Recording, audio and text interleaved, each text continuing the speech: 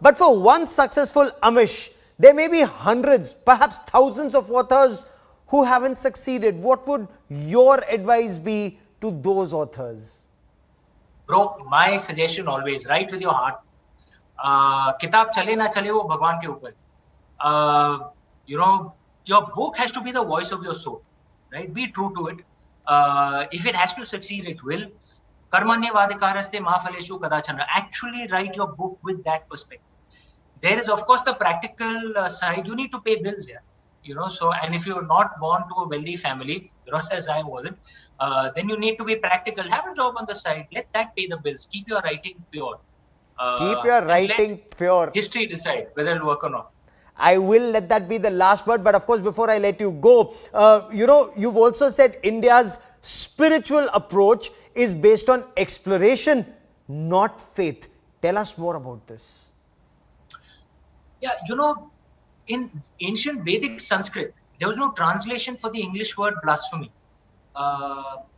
So there are two broad groups of religions. And I'm not deriding any side. Every path has its strengths and weaknesses. The dharmic religions, it's more about the search for wisdom. You can have faith or you may not have faith. That is not central. There are some schools of philosophy where faith is important.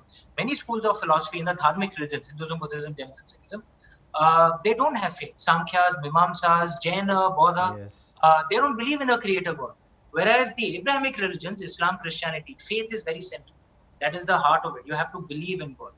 So our way, the dharmic way, is more about the quest for knowledge, the quest for wisdom, or even if you're not following the Gyan Yoga, the quest for bhakti, the quest for karma. Faith is not central. You'll find most interestingly, I don't know if you read the Pew religious survey recently.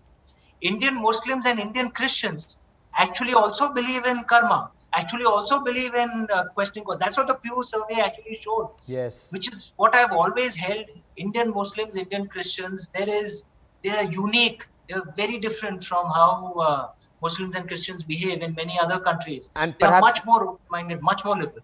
and that is why perhaps you're doing much better than many other countries in the world. But as always, it's such a pleasure talking to you, Amish. Many, many thanks for joining me. The last word that you actually said should be perhaps followed by all. It's also there in the Srimad Bhagavad Gita. Karmanyavadikaraste ma phaleshu kadachana. Do thy duty. Reward is not thy concern. Amish, many thanks for joining me.